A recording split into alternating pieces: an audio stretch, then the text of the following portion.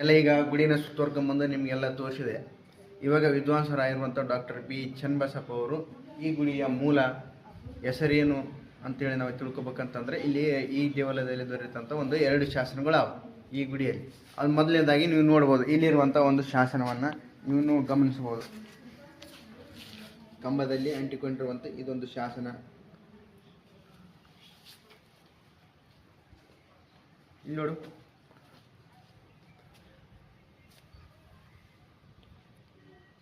ಇನ್ನೂ ಒಂದದ ಅಲ್ಲಿ ಕೆಳಗಡೆ ಬಿದ್ದಿರ್ತಕ್ಕಂಥದ್ದಿದೆ, ಅಲ್ಲಿ ಹೋಗಿ ತೋರಿಸ್ಕೊಂಡು ಬರ್ತೀನಿ ಬರ್ರಿ. ಅಲ್ಲಿ ಕಪ್ಪು ಬಂಡೆ ಮೇಲೆ ಕಾಣಿಸ್ತದೆ ನೋಡಿ, ಕರಿಕಲ್ಲು.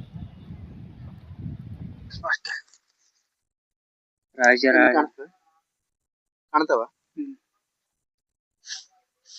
ನೀರ್ ಹಾಕಿ ಇದು ಮಾಡು, ರಕ್ಷಣೆ ಮಾಡ್ಬೇಕು.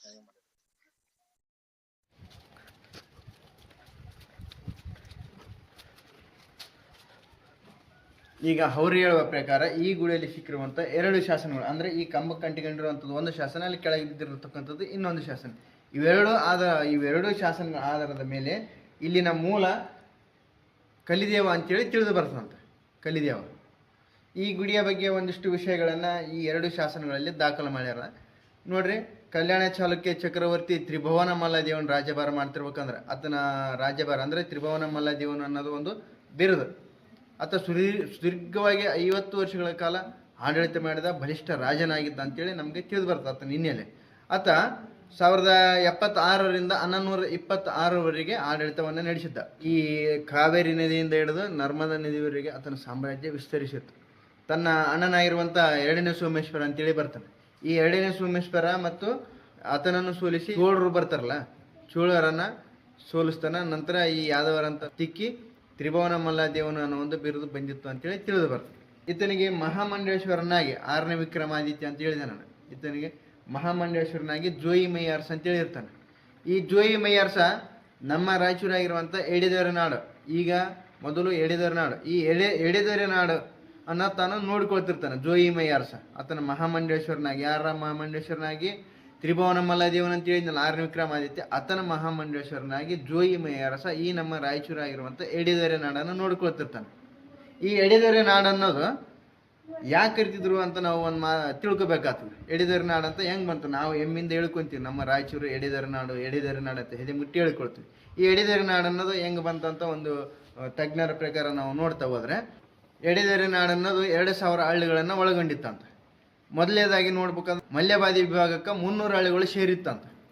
ಆಮೇಲೆ ನಂತರ ಈ ಕಡೆ ನಮ್ಮ ದೇವದ್ರ ತಾಲೂಕಿನಾಗ ಬರುವಂಥ ಮಸರಕಲ್ಲು, ಅದಕ್ಕೂ 300 ಹಳ್ಳಿ ಸೇರಿತ್ತಂತ.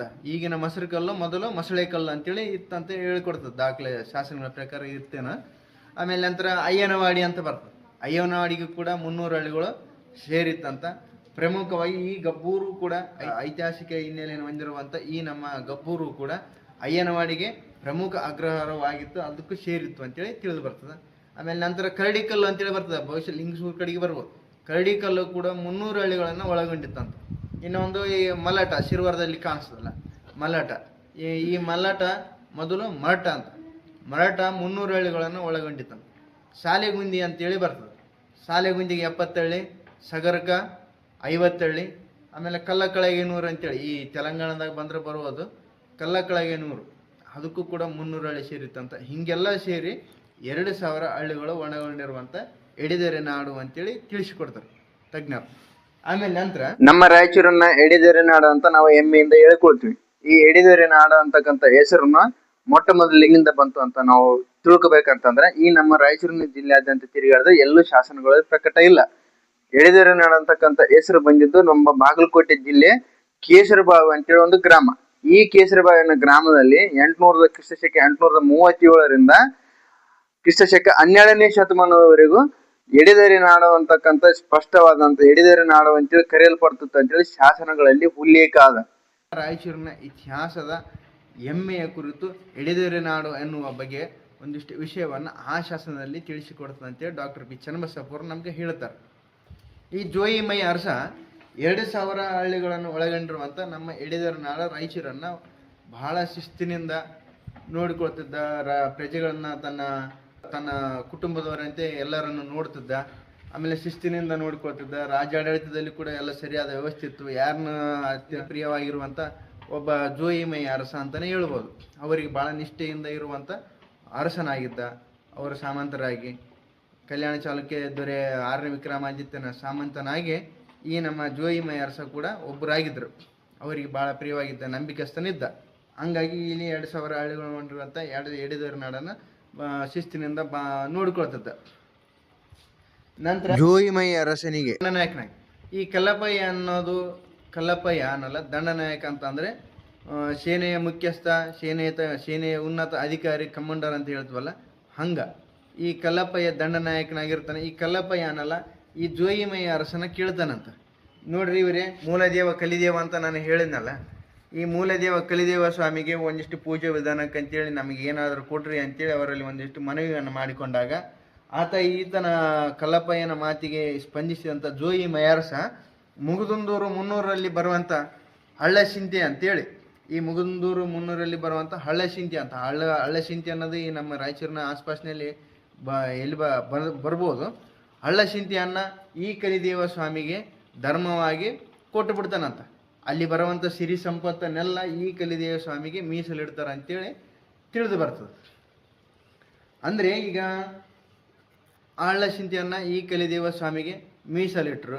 ಈ ಗುಡಿ ಅಲ್ಲಿ ಬರುವಂಥ ಸಂಪತ್ತನ್ನೆಲ್ಲ ಈ ಗುಡಿಯ ಮೇಲೆ ಹಾಕಿದರು ಇನ್ನಷ್ಟು ಬೆಳವಣಿಗೆಗೋಸ್ಕರ. ಅಂದರೆ ಈ ಗುಡಿ ಅವತ್ತಿನ ದಿನಮಾನಗಳಲ್ಲಿ ಎಷ್ಟು ಶ್ರೀಮಂತಿಕೆಯಿಂದ ಕೂಡಿತ್ತು, ಎಷ್ಟು ಉನ್ನತ ಮಟ್ಟಕ್ಕೆ ಎತ್ತರವಾಗಿ ಬೆಳೆದಿತ್ತು, ಪ್ರಮುಖವಾದಂಥ ಗುಡಿ ಅಂತಲೇ ಹೇಳ್ಬೋದು.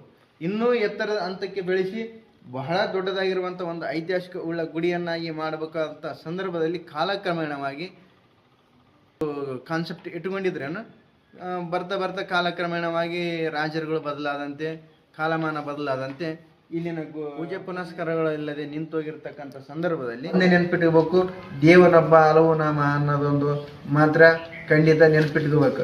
ಯಾಕಂತ ಕೇಳಿದರೆ ಮೊದಲು ಕ್ರಿಸ್ತಶಕ 1084 ಶಾಸನದ ಪ್ರಕಾರ ಇಲ್ಲಿಯ ಮೂಲ ದೇವ ಕಲಿದೇವ ಆಗಿದ್ದ.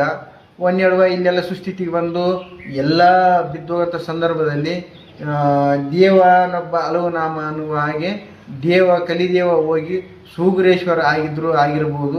ಅದಕ್ಕಾಗಿ ಈಗಿನ ಮೂಲ ಸೂಗುರೇಶ್ವರ ಅಂತೇಳಿ ತಿಳಿದು ಬರ್ತದೆ. ನನ್ನ ಗುಡಿಯ ಬಗ್ಗೆ ಇಲ್ಲಿನ ಊರಿನ ಜನರು ಏನು ಹೇಳ್ತಾರ ಅಂತಕ್ಕಂಥದ್ದು ಅವರ ಬಾಯಿಂದ ಒಂದಿಷ್ಟು ನಾವು ತಿಳ್ಕೊಂಡು ಬರೋಣ ಅಂತ